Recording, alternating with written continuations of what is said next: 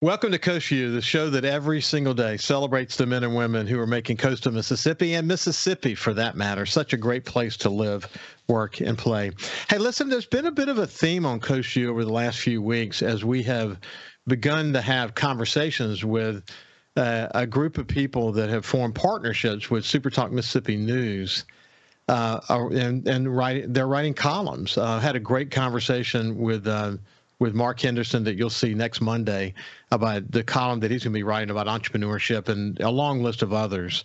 And one of the people who's writing a column for us, and I'm so thrilled about it, I might add, because if you're a regular listener here on Coast View, you know that I am president of Paige Roberts Fan Club, who is the president and CEO of the Jackson County Chamber.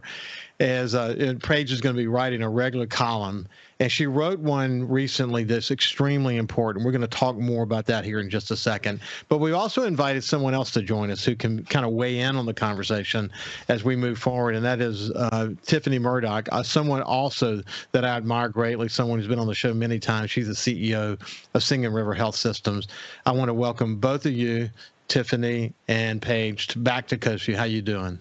Wonderful. Thank you so much. Well, no, I think about the shows that we've had together, Tiffany, and a wide range of subjects, starting back during the pandemic and then more recently with the county's decision to, at first I think it was sell or create strategic partnerships, but more recently we went through a process that led to what will be a sale of Singing River. We'll get an update from you in just a second, but I think about the kind of chemistry that you and I have had over all of those conversations, and I've been impressed with you as a leader. I've really enjoyed our conversations, but it's, our connection is very similar to mine and Paige's connections, that you believe you've got great experience in how to bring healthcare to a community, in a time when the healthcare community is so challenged. You've helped me understand why Mississippi should be thinking about certain things, like, for example, Medicaid expansion. But this is not what this conversation is about. But it's one that I feel very strongly we should continue to be having. And Paige, I appreciate your leadership. We had the opportunity in the last couple of days to be at the One Coast Awards. Paige, you did a great job presenting. Incidentally, it was good to see you there. And I thought, incidentally, we had a Christian Hartley who's been on the show before, and our friend Julian Rankin. Boy, they knocked it out of the park. They did the keynote speech at the beginning, but Paige, that was special, wasn't it? It was incredible. I want to take notes every time Julian Rankin speaks, because his command of the English language is so impressive because of the beauty and poetry that just rolls off his tongue. And he claims to be copying Walter Anderson, but that was not all Walter. It was so beautiful. And then just the heart, too, that comes from Christian, which is in her name appropriately so, Christian Hartley. Yeah. Just absolutely two wonderful embodiments of true leadership and regionalism. I couldn't have been more pleased. Yeah. So Christian, for people who missed my conversation with Christian, she is the president for the Jackson County branch of Cadence Bank. And of course, Julian Rankin is the executive director for the Walter Anderson Museum of Art, and have had awesome conversations with them both. On Julian's side, what he talked about at the One Coast Award was this notion of vision.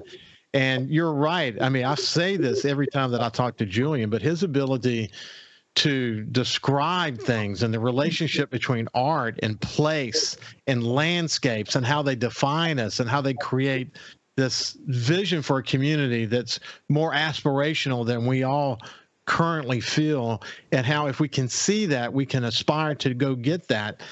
His ability to describe that is just special. And then Christian, her story in and of itself, from being homeschooled to not liking math to becoming a bank president, and the story that she talks about how the people she least expected to have an impact in her life are the people who had an impact in her life, and how important it is to find leaders around us who can inspire us. But her message about leadership and our need to to give others sort of tutelage so they can become good leaders. And his message about vision. What a great way to kick off the One Coast Awards. Lord, have mercy. Yes, and Christian is on Tiffany's board for Singing River Health System. Yeah, she has been literally the light on our board. She's unbelievable. The example that she sets, it's all about action. You trust her from the very moment you meet her. She's been unbelievable in this process because the day she started the board is the day we made the recommendation to move forward with, an acquisition. And she has been unbelievable through it. The fiction is real with her. She was so inspiring. And I said this when we were together with her, that she's incredibly articulate. I mean, she is just really a very, very articulate communicator. And I had the opportunity to meet her mother, who was at the awards with her, and I've visited with her for quite a while, actually. And you could see where the inspiration came from. I mean, she was determined to give Christian every opportunity to succeed in life. And man, has it paid off. It was just really inspirational. And I should also say that Tiffany, you were identified as one of the community leaders, top 10 community leaders. Yes. And congratulations, incidentally. I'm so proud. And I have the I mean, it's just reality. When I had the opportunity to start these awards 21 years ago, when I was publisher of the Sun Herald, I envision people like you, people like Paige, that we would hold up as examples for others. I think it's great recognition, and I congratulate you on getting recognized in that way. But to me, the way that accrues to the community is that people become aware of who is Tiffany Murdock, and they start to look into who Tiffany Murdock is. Who is Paige Roberts, and start to look into who Paige Roberts is. And then they say, okay, gosh, I want to emulate the things that you do. I want to try to understand how you're balancing your career with giving back to the community. And the more people who can be inspired by that sort of example that you set, the better. To me, that's what the One Coast Awards are all about. But it was great to see you there and to see you recognized. Yeah, thank you. It's one of the best awards. I was most excited. My husband and my dad got to come because I 100% could not be a part of all of these community events if it were not for them, watching my 5 and 7-year-old and not letting them, run off cliffs while I'm trying to do stuff for the community. So it was an honor, and, just to represent Singing River and, I don't know, just the community in general. I tell people all the time, I want my kids to grow up here. This becomes your life, and you want to do good by it. So. Yeah. I know for a fact that you feel that way. I know that you do. Paige, you heard what I said about the importance of the One Coast Award and how people like Tiffany, and you for that matter, are held up as examples for others. But I mean, it is a moment to reflect, isn't it? Oh, it is. And, back to Julian and Christian's remarks to sort of start us off, was a great moment to reflect upon where we all sit in the bigger picture. I mean, we have the microcosm of our own lives and the sphere of influence individually, but when we're there, we're clearly a part of a greater ecosystem, which is so appropriate on the coast because we talk about the importance of ecosystems from our oyster reefs right onto land into the C-suite of businesses. And it just makes me so proud. And as I mentioned while I was speaking on stage, I've known Christian Hartley since she was 14. She was homeschooled, but her best friend was one of my students at Pascagoula High School in the yearbook class. And I've known Julian pretty much since he came here. And I look on almost now as a proud mama on these younger leaders, and am just really kind of exhaling about what is still to come with this next generation of leaders, and feeling good about it. And I know you did a show with Jace Payne because he had written a piece for SuperTalk on the young professionals on the coast. Yeah. It was that conversation with Jace Payne was just so good. and it's been viewed hundreds of times. And what I like about it is it's getting into the networks of young professionals, the younger, and it's not. We're not talking about just people who are just now getting into leadership development. These are people who are leaders already in the community. And the name of that column, incidentally, is Next Up, is because they're the ones who might be the next chairman of the chamber. They're the ones who might be the next chairman of the Coast Business Council. And to see what's going through their minds, the challenges that they're going to be writing about going into the future. We're really privileged to have those kind of relationships. And when we come back, we're gonna really zero in on a column that Paige wrote that is extremely important. We'll see after this.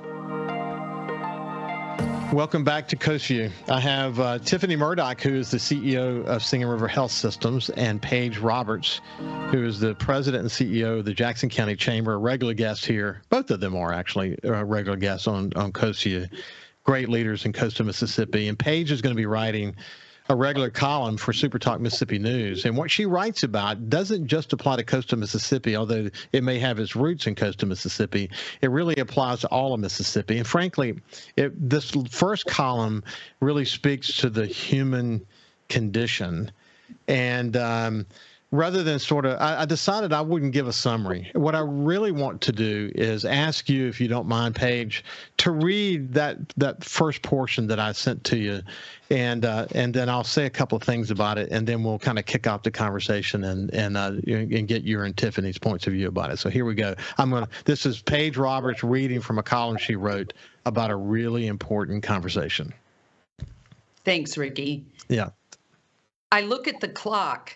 8:02 p.m. time. It is elusive, ephemeral yet eternal. It flies, it drags, it allegedly heals all wounds. In its fullness, it reveals truths. It is our most precious gift. We measure our lives by it, time of birth, time of death. Tick, tock, the real tick-tock of our lives. Smiley, feisty 17-year-old Kaylee Welton is out of time. She stopped her own clock with a gun on March 22nd this year. The one-year anniversary is fast approaching, April 11th, and now just passed, when athletic, handsome 14-year-old Sawyer McGee stopped his clock. He told his dad he had had the best day ever and then killed himself later that evening. Educators at Kaylee's school reported seeing her throughout the school day and as she left to go home that afternoon. Nothing about her seemed unusual or caused alarm. Both teenagers lived in South Mississippi, where their families still reside. Teenage suicide is not new to our collective consciousness. It is, however, disturbingly on the rise. The Centers for Disease Control and Prevention's Youth Risk Behavior Survey Data Summary and Trends Report 2011 to 2021, released February 13th of this year, is a sobering alert to a generation struggling to survive. The CDC analysts describe a, quote, significantly worsening, unquote, situation in their executive summary. As we saw in the 10 years prior to the COVID-19 pandemic, mental health among students overall continues to worsen, with more than 40% of high school students feeling so sad or hopeless that they could not engage in their regular activities for at least 2 weeks during the previous year, a possible indication of the experience of depressive symptoms. We also saw significant increases in the percentage of youth who seriously considered suicide, made a suicide plan, and attempted suicide. High school should be a time for trailblazing, not trauma. These data show our kids need far more support to cope, hope, and thrive, said Dr. Deborah Horry, CDC's Chief Medical Officer and Deputy Director for Program and Science. According to a UCLA Health article, suicide is the second leading cause of death in young people ages 15 to 24 in the United States. So the Paige's column, Paige, such a tough conversation, but such an important conversation that we need to have about this. But people who want to see that column, you can go to supertalk.fm. Supertalk.fm. We'll also put a link with this conversation so people can have access to it. And go to just click news and then go to opinions, and you'll be able to find the column there. But we'll put a link with this show on Facebook as well. You went on to write more, and you ended it with this. It was a quote from Bill and Gloria Gaither. We have this moment, and here's what you wrote at the very end, and it was this. You shared this quote. We have this moment to hold in our hands and to touch as it slips through our fingers like sand. Yesterday's gone, and tomorrow may never come. But we have this moment today.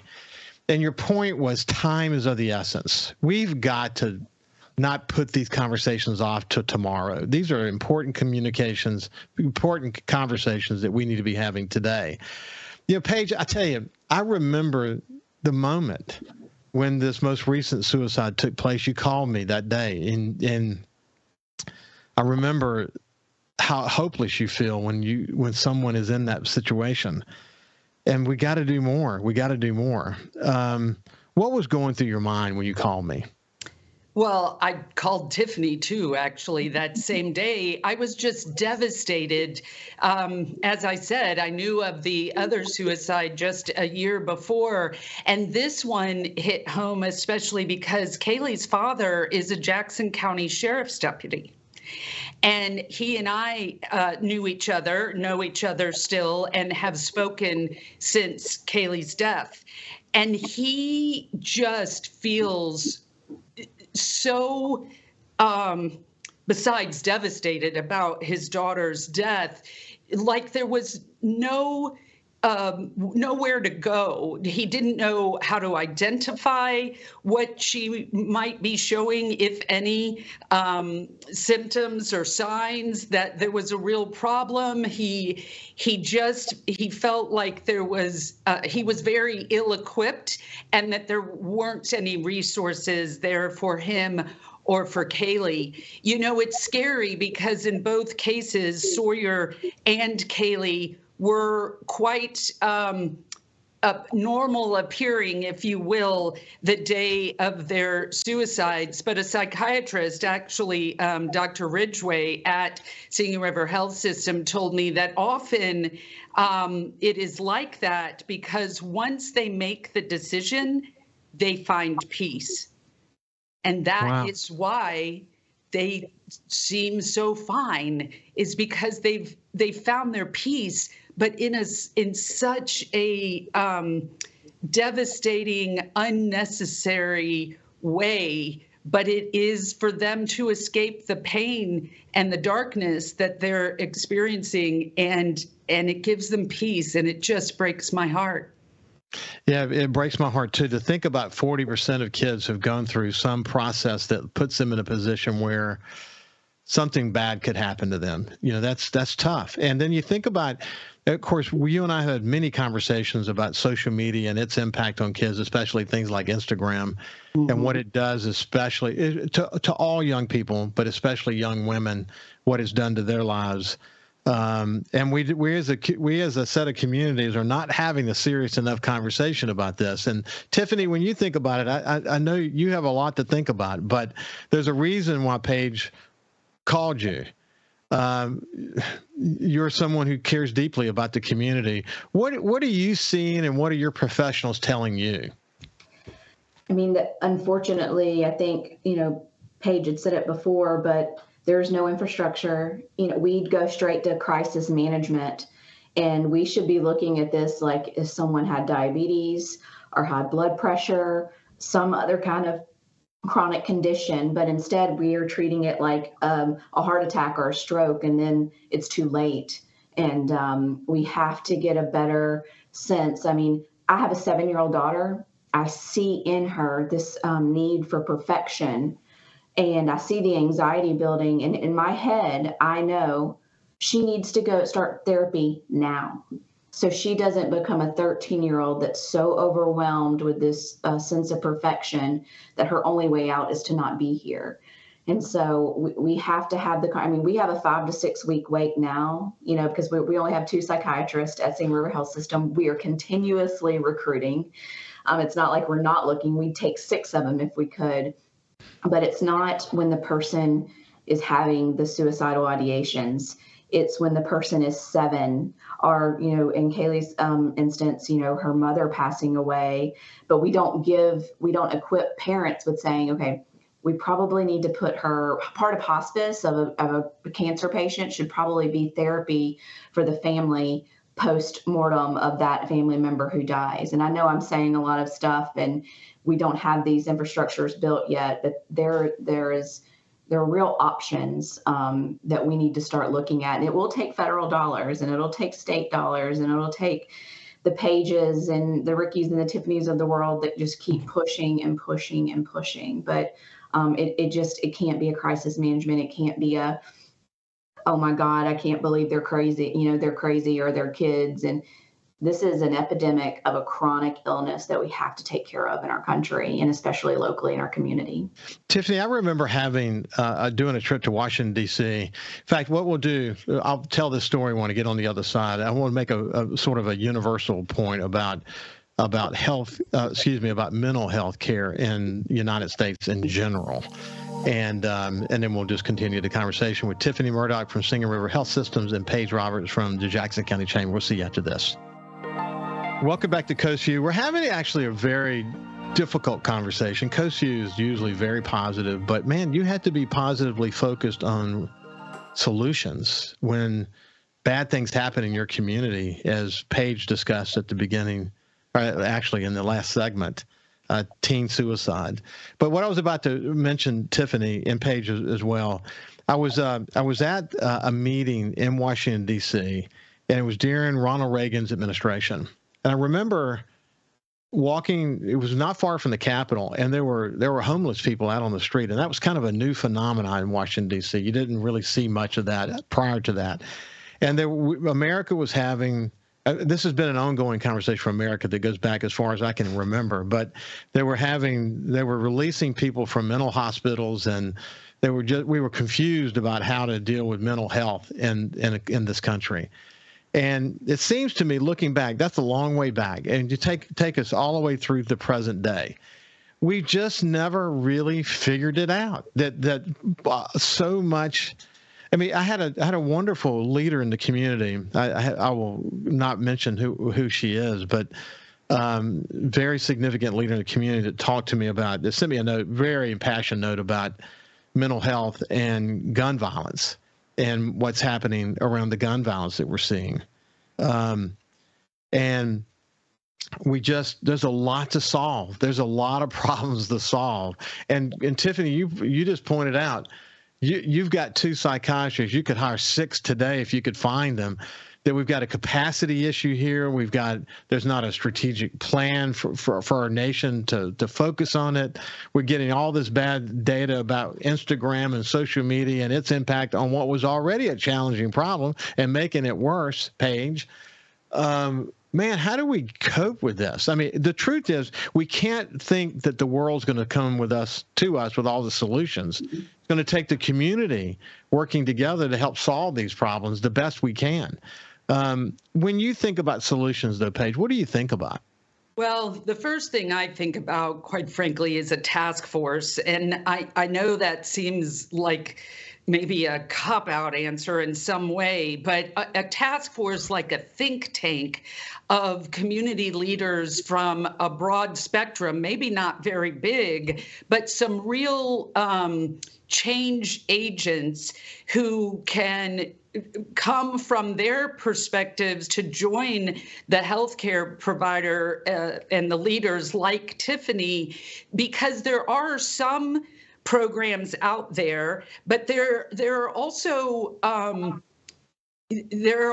think, I don't have the answers, but I think that if we start by bringing together some of our great thinkers, no matter what industry they're from, that we could come up with something to move forward. I mean, Tiffany shared, the situation with her 7-year-old, and I teared up because that's describing me. And at 53, I'm still working on the damage that being a perfectionist can cause. But Tiffany has shared with me that they've had an 8-year-old in the ER. Is that right, Yes. Tiffany? Yeah. I mean, we have kids in our ER every single day attempting suicide. I mean, not every single one of them, obviously do it. But I mean, the fact that we have female children using guns to commit suicide, I mean, that in itself should tell you, kind of where we're at in the escalation of this situation. I mean, females and guns and suicide usually are not connected. And for it to be a child and a female, that we're at a pivotal point that we have to make. It's an economic decision. I think the first thing we have to do is say we have a problem. It's economic, it's familial. I mean, it's everything. And we gotta do something. If you don't make a first step, then you're never going to make a step. And speaking of the economics, Ricky, I've been looking, as I shared with JT Mitchell, the news director at SuperTalk, on the next column being about the cost of mental health to our businesses. And in the U.S., from what I've been able to find so far in my research, we're talking about almost $50 billion cost in absenteeism, as well as what they're calling presenteeism, which is that I show up to work, but I'm not really in good mental health condition and therefore not as productive as I can be. It comes out to about $5,000 a worker that an employer is spending because of poor mental health conditions. And I want to bring up another really good point about something you mentioned as I've been really thinking about what the connection might be, if any, between the gun violence we have been seeing, not just here on the coast, but everywhere in our country, and mental health, because not every time a trigger is pulled is it related to mental health. But I will say that this is probably a commonality, and that is our societal inability to have resilience. We cannot seem to find appropriate ways to deal with uncomfortable feelings like anger and shame and loneliness and not belonging, which are part of Maslow's hierarchy of needs that go right to the core of any human, regardless of their background or where anything about them, just our commonality as a human. And so we pick up a gun to solve that uncomfortable feeling. And maybe we're pointing it at someone else, maybe we're pointing it at ourselves. The headlines are full of them, and I worry about our societal inability to have resilience, especially because resilience was such a huge part of our recovery after Hurricane Katrina. And this isn't even about a natural disaster. This is just about getting up in the morning and making it to the end of the day to go to sleep again at night. And some of us aren't making it, and I'm really concerned. Well, Paige, in a way, it's interesting. It's not a natural disaster, but it is a disaster. Yeah. It's a silent disaster. When I was in New Orleans as the publisher and president of TimesPicayune.com, I had many conversations with Mayor Mitch Landrieu about the cycle of gun violence in the city of New Orleans. And when you start to break it all down, good Lord, is it complicated, because it's generational. So there's sort of a strategic element that's going to take generations to begin to solve. But then there's a really tactical piece to this. And one of the points that he made to me is that, he talks to a lot of the young men that have been involved in murders and difficult, gun-related violence. And he said, oftentimes they're just scared to death. They're not really, some of them are just stone cold killers, but many of them are just scared to death. They're scared that they don't know if they're going to live tomorrow, and they're making decisions based on that. I think about the spring break that we all just experienced, and the video that shows someone out in the middle of Highway 90 firing a gun multiple times into a crowd. What kind of thought is that? I mean, there's just like no care for humanity or the fellow man.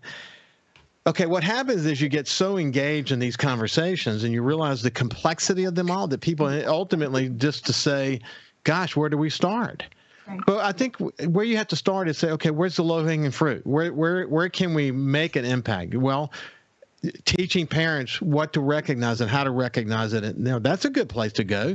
Teaching teachers and administrators to look out for these things. Helping people like the two young people that we just talked about as part of your column who made that decision and sadly found peace in having already made that decision before they make the decision to know what call they can make or how do they reach out or how do you have these conversations. There's no one answer. It's a multitude and it's a multifaceted approach to solving the problem, but a community has to recognize that it's there, that the disaster is here. Now, what are we going to do about it? How is our response going to reflect our true resiliency? The same as we saw after Hurricane Katrina. It's not easy. And I think, too, unfortunately, it goes back to what Tiffany has said. We've been discussing this for months, probably I think the first day you took your job, Tiffany, we've been talking about it since then. And we can have a kick-ass campaign about mental health awareness. We could remove all stigma related to mental health. But what are we going to do then? Where are we going to send them? The professionals are not in place. The systems are not in place. And we have workforce crises in every industry, psychiatry and psychology as well. Yeah, it's complicated, but this is not one you can turn your head to. We tend to want to turn our head away from things like teen suicide because it's so painful to contemplate the reality of that, the loss that comes from that. It's so permanent, and there's got to be more we can do. I'm convinced there is more we can do. Hey, when we come back on the other side, we'll have a final segment, but this will not be the last time we talk about this. We'll see you after this. You got to go read Paige's column. It's so important, and you can see it. We'll put a link with this on Facebook, or you can go to supertalk.fm, go to news and opinions, and you'll find the column there. It's important. Read it, and seek solutions if you sense there's issues in your family or in your friends. Don't push it aside. Deal with it. Tiffany, one of the things I wanted to mention to you, after Hurricane Katrina, we had a full-time psychologist at the Sun-Herald for months, literally for months. And because our reporters had lost, 65 of our employees had lost everything. Some lost family members. Reporters are out seeing death and dying, and it was a very difficult time. And it was amazing. At first, people kind of, we went in the back room and, that kind of thing.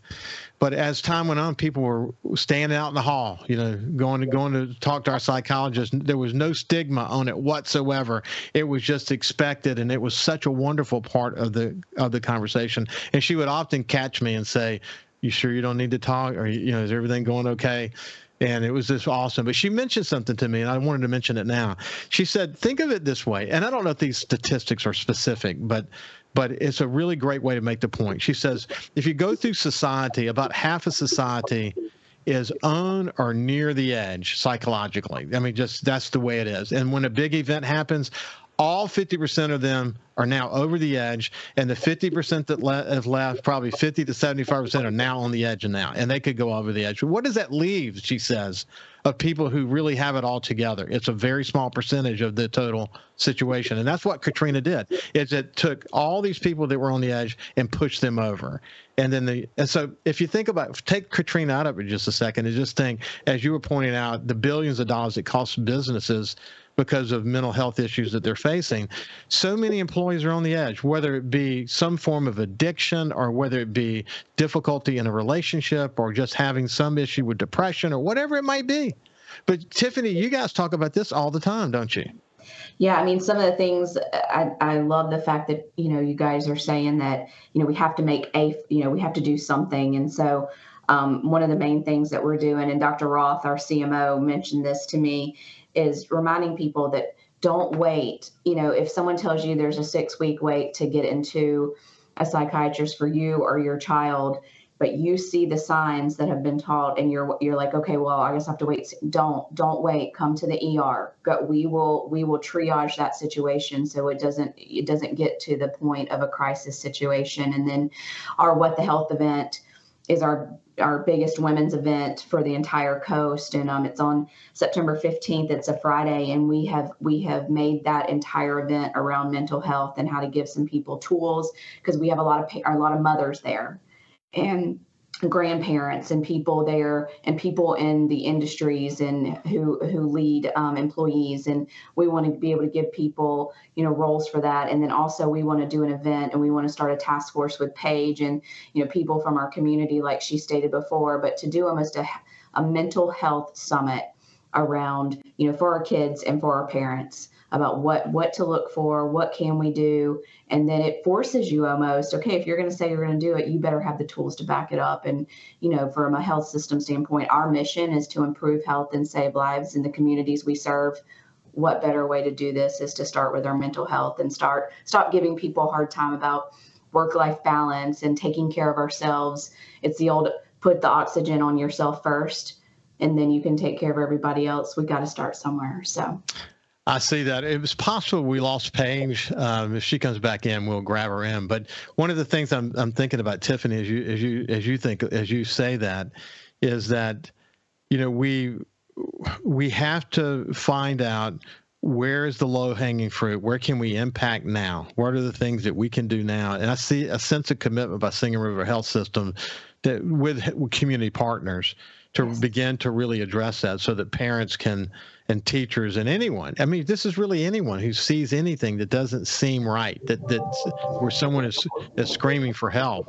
Absolutely. That this would be an opportunity for us to point them in the right direction. The notion of not waiting for a 6-week waiting period. If someone needs help, tell them to come to the emergency room. I love that Dr. Roth would be engaged in that way, and I'm not surprised to hear that at all.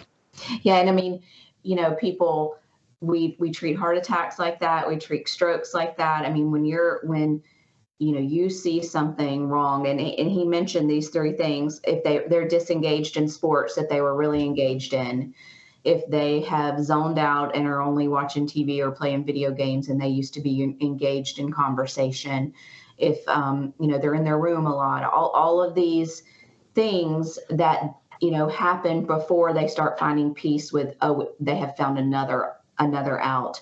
This is the time to say, let's get to a professional, whether that be an ER, if we can get them in. We got to do something now. Yeah, well, it looks like we did lose Paige, which is fine. I really appreciate. Here's Paige coming back in now, but we were just kind of concluding the conversation. Paige, I can't tell you how much I appreciate you writing this column. It's important to this community. Tiffany, thank you for being engaged, not just in Coast View, I mean, where we can sort of review where we are in our thinking, but in being engaged with Paige and being inspired by her passion and engaging your health network to get focused on it so we can save some lives. And we'll continue this conversation, but we are out of time for today. This has been the CEO of Singing River Health System, Tiffany Murdock, and my friend Paige Roberts from the Jackson County Chamber. Thank you guys so much for joining me today.